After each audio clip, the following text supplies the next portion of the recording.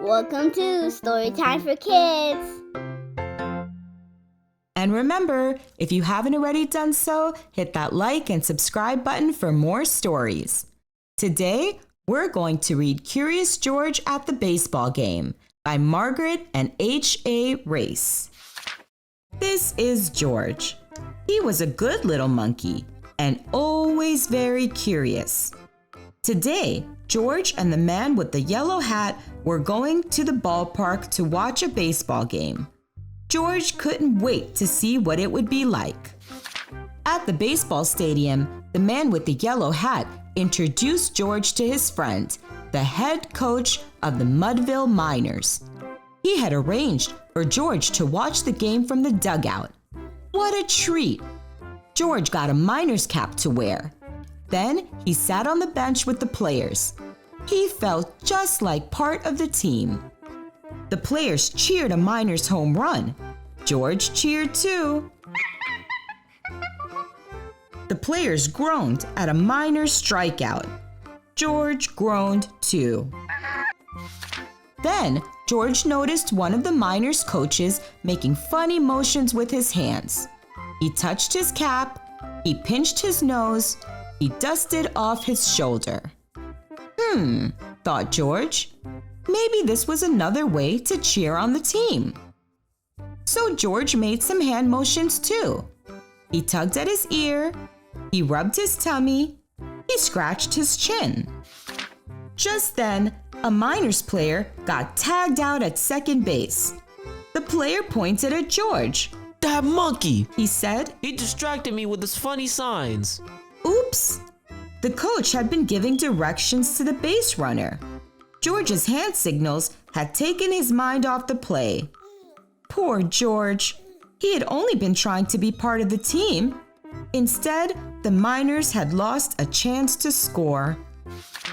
George watched the rest of the game from a stadium seat. Or at least he tried to watch the game. There was so much going on around him. There was food for sale, there were shouting fans, there was a woman holding a big camera. The woman pointed her camera at some fans. And look, those fans waved out from the huge screen on the ballpark scoreboard. George had never been on TV before. He was very curious. What would it be like to see himself on the big screen? He soon learned the answer. It was exciting. George liked seeing himself on the screen.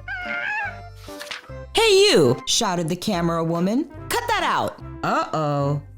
George had gotten a little carried away. He ran off with the angry camera woman hot on his heels. In the busy stadium breezeway, George hid behind a popcorn cart. He waited for the camera woman to pass by. Just then, George heard a noise behind him. It was a quiet little noise, like a sigh or a sniff. What could have made that noise? George wondered. George turned. There, behind the cart, was a little boy crying. George wanted to help. He crept out of his hiding place and over to the boy. "Aha, there you are," shouted the camera woman, spotting George. Then the camera woman noticed the teary-eyed boy. She seemed to forget that she was mad at George. I'm lost, The boy said. I can't find my dad. If only there were a way to let the boy's dad know where he was. But there was a way. The camera woman aimed her lens at the little boy, and there he was on the big screen for everyone to see, including his dad. Within minutes, the boy and his father were together again, and the man with the yellow hat had come to find George. "I can't thank you enough," the boy's father said to the camera woman. The camera woman shrugged. "Don't thank me," she said. She patted George on the back. "It was this little fellow who found your son." George was the star of the day. The end.